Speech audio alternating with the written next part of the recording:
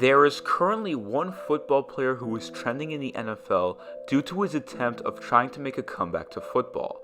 After losing his job because he kneeled during the national anthem and basically wasn't playing well, he hasn't been seen in a football jersey in 6 years. The man I am talking about is Colin Kaepernick.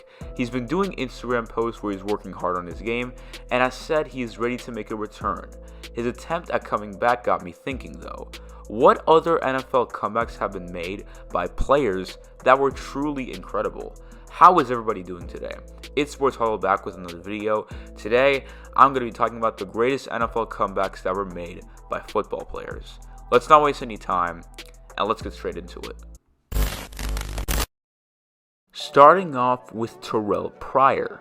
Now, Prior was the type of quarterback who was good at running. He once ran for a 93-yard touchdown, which is the longest touchdown a quarterback ever ran for, so he had great speed. But when it comes to throwing, Prior was not great in any way. In 2013, he threw for 1,798 yards with the Oakland Raiders, and he had 7 touchdowns, but he threw for 11 interceptions. It was obvious Prior wouldn't last long in the league as a QB, and soon enough, he would go unsigned. But in 2016, Prior made a surprising comeback with the Cleveland Browns. He was now playing wide receiver, and he ran for 1,007 yards. Now, although he wasn't playing bad, his team was. So sadly, instead of being looked at as a good player, him and his entire team were looked at as terrible. Prior lasted 2 more years in football until it was all over for him.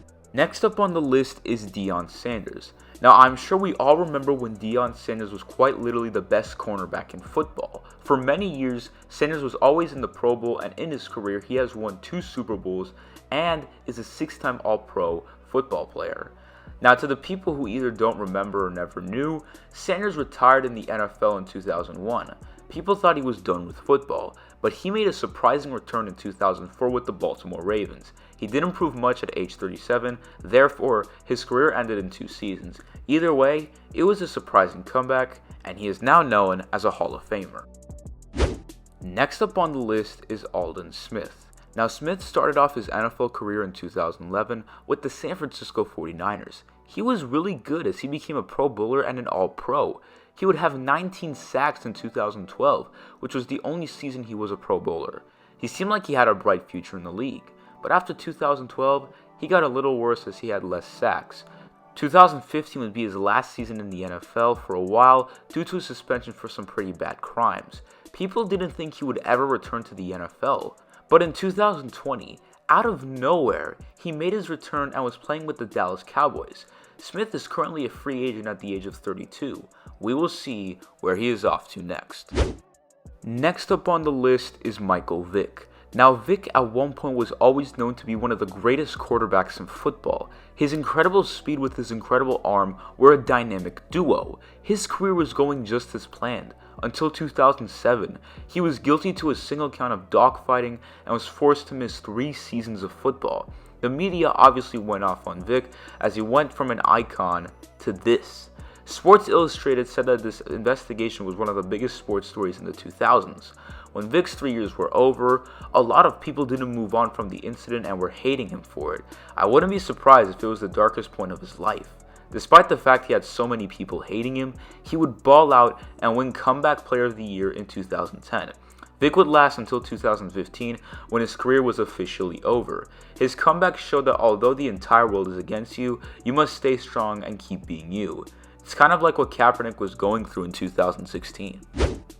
Next up on the list is Doug Williams. Now, when Williams started his NFL career, he was better than the average quarterback. He was capable of bringing his team, the Tampa Bay Buccaneers, to the NFC Championship. But just a few seasons later, he went from an irreplaceable starting quarterback to a backup who got paid under the minimum salary for a backup quarterback. Williams knew he needed to improve fast, so he decided to leave the NFL and go play in the USFL for a couple years. He performed a lot better as his game was looking like his older self again. So in 1986, he would return to the NFL playing for the Commanders, and just 1 year later, he would win the Super Bowl as well as Super Bowl MVP and proved everyone wrong. Look at Doug, man. So inspirational. Next up on the list is Ricky Williams. Now, Williams used to be an incredible running back in the NFL. He had a career high of 1,853 rushing yards and 115 yards per game. He was a beast. But in 2004, he announced his retirement, which sort of came out of nowhere. He returned in 2005, but only started in 3 games. He was then suspended in 2006 due to violating the league's substance abuse policy. He missed an entire season because of this. Although he dealt with a retirement and a suspension, he still played relatively well. He showed that although he got knocked down once because of the retirement and another time because of the suspension, he will continue balling out no matter what. Finishing off the video with Bart Ward. Now, Ward started his football career in a different way than others. He was in prison 4 months coming out of college, but was still drafted in the 3rd round. Ward was a 6'2", 242-pounder who played running back.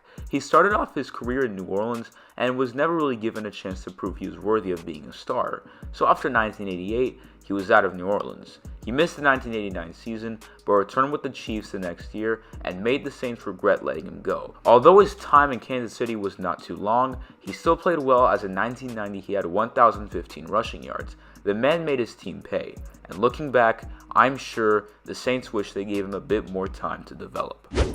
Well guys, that'll be all for today's video. I hope you enjoyed, and the best way to show you did is by leaving a like and subscribing to the channel. Let me know down in the comments what type of NFL videos you guys want me to make more of, and as always, I will see you all in the next video.